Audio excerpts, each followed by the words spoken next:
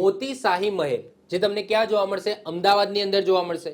હવે આ મોતી શાહી મહેલ છે એ ઘણા બધા મહાન વ્યક્તિઓ સાથે સંકળાયેલો છે, જેમ કે સરદાર વલ્લભભાઈ પટેલ સાથે સંકળાયેલો છે આ મહેલ, સાથે સાથે રવિન્દ્રનાથ ટાગોર સાથે સંકળાયેલો છે. તો વાત કરીએ મોતી શાહી મહેલની, તો 17મી સદીમાં મુગલ બાદશાહ શાહજહાએ પોતાની પત્ની મુમતાજની યાદમાં આ મોતી શાહી મહેલ બંધાવ્યો હતો. પરંતુ તેની સાથે એક માન્યતા જોડાયેલી છે કે શાહજહાં જ્યારે મહેલની અંદર પ્રવેશ કરતા હતા તો એનો જે દરવાજો છે એ દરવાજાને માથું અડી રહેતું હતું, અને એવું કહેવાય છે એથી આ જે મહેલ છે એને અપશુકનિયાળ કહેવાતું. કેમ? કારણ કે જ્યારે આ મહેલની અંદર એન્ટર થતા હતા શાહજહાં, એમને પોતાની પત્ની મુમતાજની યાદમાં જ બંધાવ્યો હતો. હવે જ્યારે એન્ટર થતા હતા તો એમનું માથું છે એ દરવાજાને અડી રહેતું હતું, અને એના કારણે એમને નીચે ઝૂકવું પડતું હતું અંદર એન્ટર થવા માટે. તો એટલે કહી શકાય કે આ અપશુકનિયાળ છે એ એવું ગણતા હતા. ક્લિયર? એના પછી બ્રિટિશ શાસન દરમિયાન અંગ્રેજોના સમયમાં આ જે મોતી શાહી મહેલ છે એને કલેક્ટર કચેરીના અંદર રૂપાંતરણ કરવામાં આવી, એટલે કે કલેક્ટર કચેરી છે એ આની અંદર ચાલતી હતી. એના પછી રવિન્દ્રનાથ ટાગોર છે એ પણ અહીંયા રોકાયા હતા, અને જ્યારે એ રોકાયા હતા ત્યારે એમને અહીંયા આ મોતી શાહી મહેલની અંદર એક ગ્રંથ લખ્યો હતો.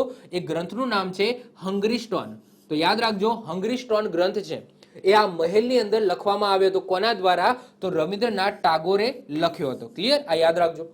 સરદાર વલ્લભભાઈ પટેલ જ્યારે 1924 થી લઈને 1928 દરમિયાન એએમસી એટલે કે અમદાવાદ મ્યુનિસિપાલિટીના જ્યારે પ્રમુખ હતા એ સમયે આ મોતી શાહી મહેલની અંદર રહેતા હતા.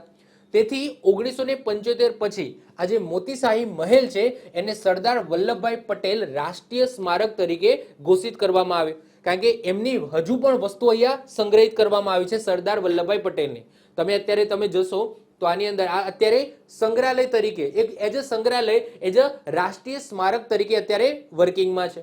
તો આની અંદર તમે જોશો તો જ્યારે સરદાર વલ્લભભાઈ પટેલ અહીંયા રહેતા હતા તો એમની જે વસ્તુઓ છે એને અહીંયા પ્રદર્શિત કરવામાં આવે છે. આ સિવાય 1 મે 1960 જ્યારે ગુજરાત સ્વતંત્ર થયું ત્યારે આ મોતી શાહી મહેલને રાજ્યપાલ ભવન તરીકે પણ ઉપયોગમાં લેવાતો હતો, પરંતુ એઝ ઓફ નાવ 1975 પછી, ઓકે, 1960 થી લઈને 75 સુધી એ રાજ્યપાલ ભવન હતું. શું હતું? રાજ્યપાલ ભવન. અને એના પછી 1975 થી એને સરદાર વલ્લભભાઈ પટેલ નેશનલ મેમોરિયલ તરીકે ઘોષિત કરવામાં આવ્યું છે. એ લખેલું પણ છે જો, સરદાર વલ્લભભાઈ પટેલ રાષ્ટ્રીય સ્મારક. ક્લિયર?